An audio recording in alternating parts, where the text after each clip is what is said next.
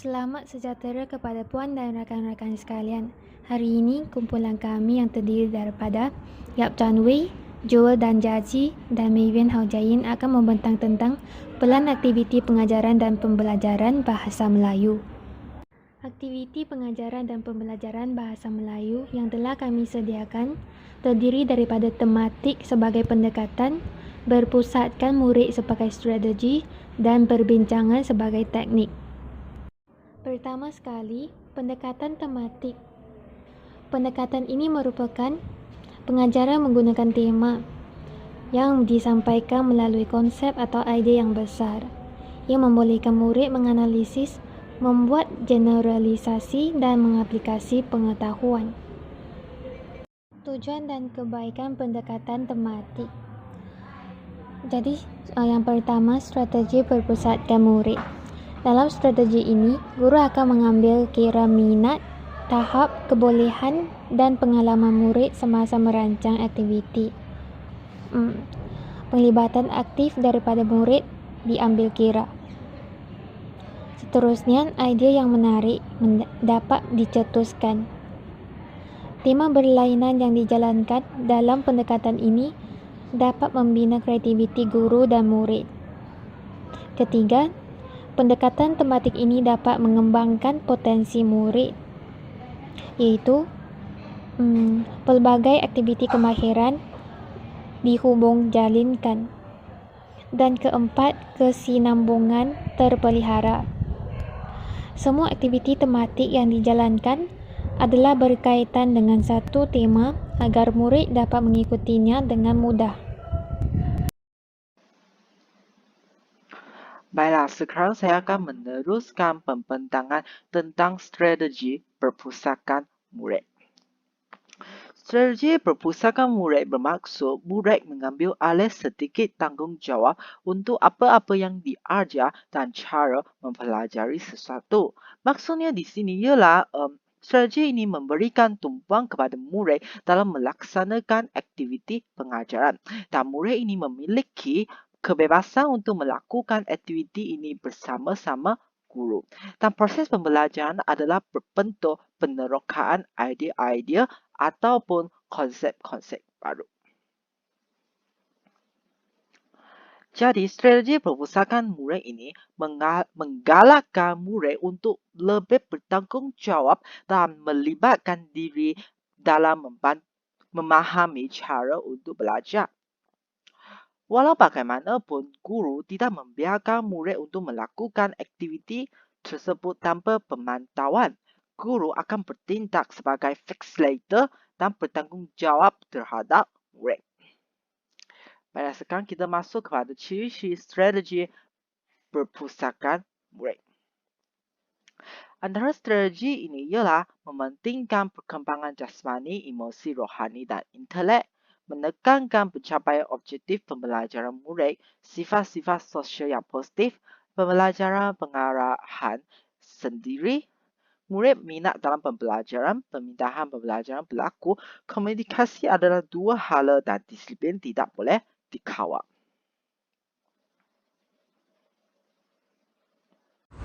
Teknik yang digunakan adalah teknik perbincangan sumbangsaran. Teknik ini menggalakkan murid menggunakan imajinasi mereka secara kreatif. Pemikiran yang kreatif terhadap penyelesaian masalah. Ia juga dapat memupuk semangat berkongsi idea serta menerima idea orang lain, serta meningkatkan keyakinan untuk mengemukakan pendapat di hadapan orang ramai. Bukan itu sahaja, teknik perbincangan ini dapat menjana idea baru serta menggalakkan kombinisasi idea. Aktiviti yang telah kumpulan kami rancangkan bertema sukan dan dijalankan kepada murid tahun 4. Standard pembelajaran utama adalah murid dapat mendengar, memahami dan memberi respon terhadap ujaran yang terdapat dalam situasi tidak formal. Dan standard pembelajaran sampingan, murid dapat membaca dan menganalisis kandungan teks karya bukan sastera.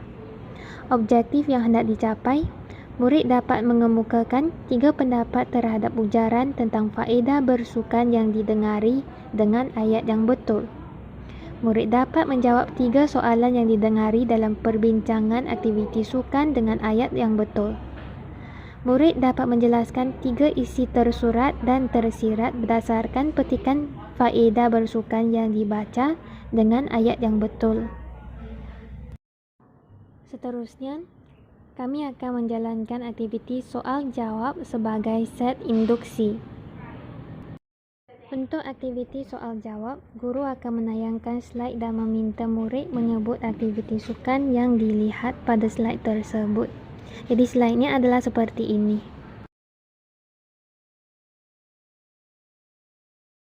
Kemudian, guru akan bersoal jawab tentang pelbagai aktiviti sukan tersebut. Contohnya, murid menyatakan aktiviti sukan yang diminati. Dan murid menerangkan cara mendapatkan wang untuk membeli peralatan sukan yang diinginkan. Baiklah, sekarang saya akan menerangkan tentang pertengahan pengajaran kumpulan kami. Antara dua aktiviti yang akan kami fokuskan ialah aktiviti membaca dan berbincang dengan aktiviti menyampaikan pendapat. Baiklah, untuk aktiviti pertama iaitu membaca dan berbincang. Langkah pertama, murid akan membaca petikan yang diedarkan oleh guru dengan senyap ataupun mentalis untuk mendapatkan maklumat berkaitan dengan teks. Dan murid akan membaca teks secara individu, berpasangan ataupun berkumpulan. Dan teks yang ditentukan oleh guru haruslah berkaitan dengan tema. Dan tema yang kami tentukan ialah sukan. Jadi petikan yang telah kami cari untuk murid ialah bertajuk faedah bersukan. Dan langkah ketiga ialah guru dan murid akan berbincang tentang aktiviti sukan berdasarkan teks dengan ayat yang betul. Antara soalan perbincangan ada 4, iaitu mengapakah kebanyakan orang tidak aktif bersukan walaupun kerajaan telah menyediakan pelbagai kemudahan sukan. Kita boleh lihat bahawa soalan pertama ini sebenarnya soalan hebat dan memerlukan idea dan pemikiran murid untuk menjawab soalan ini. Untuk soalan 2, 3, 4 sebenarnya soalan ini agak mudah untuk dijawab dan boleh mendapat jawapan daripada teks tersebut. Baik, kita fokuskan kepada aktiviti yang telah saya rancangkan tadi. Sebenarnya aktiviti ini telah menerapkan strategi perpustakaan murid dan teknik perbincangan. Baiklah, sekarang kita masuk kepada aktiviti kedua iaitu menyampaikan pendapat. Untuk aktiviti ini, murid akan diminta berbincang isi tersurat dan tersirat berdasarkan petikan faedah bersukan. Baiklah, untuk aktiviti tadi sebenarnya perbincangan ini dilaksanakan antara murid dan sukan. Tapi untuk aktiviti kedua ini, perbincangan hanya melibatkan kalangan murid sahaja. Dan mereka akan berbincang tentang faedah bersukan daripada teks tersebut dan mencari selain daripada isi tersurat, iaitu isi tersirat tersebut. Dan wakil kumpulan akan bergerak ke depan untuk mengemukakan hasil perbincangan mereka di hadapan kelas. Dan boleh dilihat bahawa aktiviti sebenarnya hanya melibatkan kemahiran bertutur.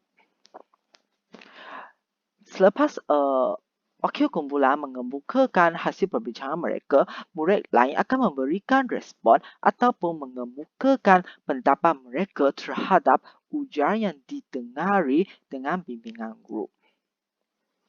Dan aktiviti ini sebenarnya melibatkan kemahiran mendengar dan bertutur. Dan kedua-dua aktiviti ini sebenarnya selaras dengan objektif aktiviti yang telah kami tentukan seperti slide tadi. Untuk aktiviti murid berbincang isi tersurat dan tersirat ini sebenarnya sama seperti objektif aktiviti yang kami tentukan, iaitu murid dapat menjelaskan 3 isi tersurat dan tersirat berdasarkan petikan faedah bersukan yang telah dibaca dengan ayat yang betul. Untuk aktiviti murid lain mengemukakan pendapat mereka terhadap apa yang didengari ini, objektif aktiviti ini ialah murid dapat mengemukakan 3 pendapat terhadap ujaran tentang faedah bersukan yang didengari dengan ayat yang betul.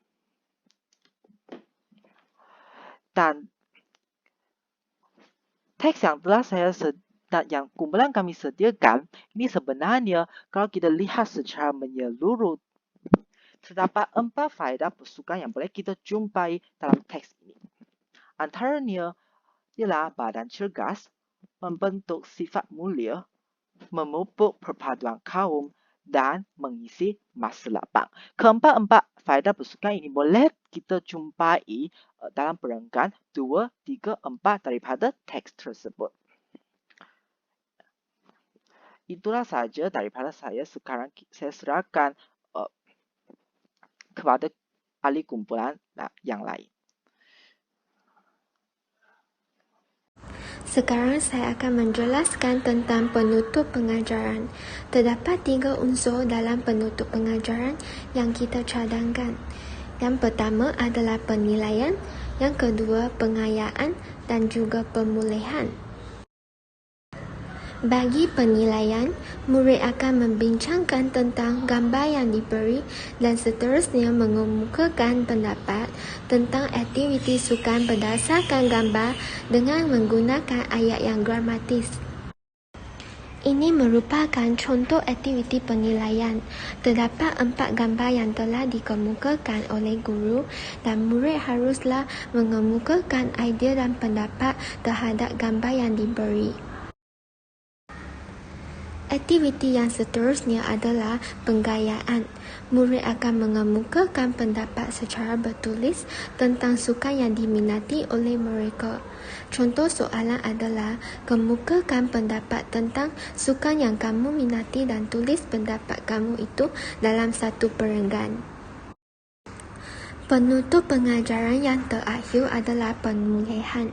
Murid menyatakan pendapat tentang aktiviti sukan yang terdapat dalam gambar secara berbantu berasaskan soalan yang diberi. Ini merupakan contoh soalan yang boleh ditanya.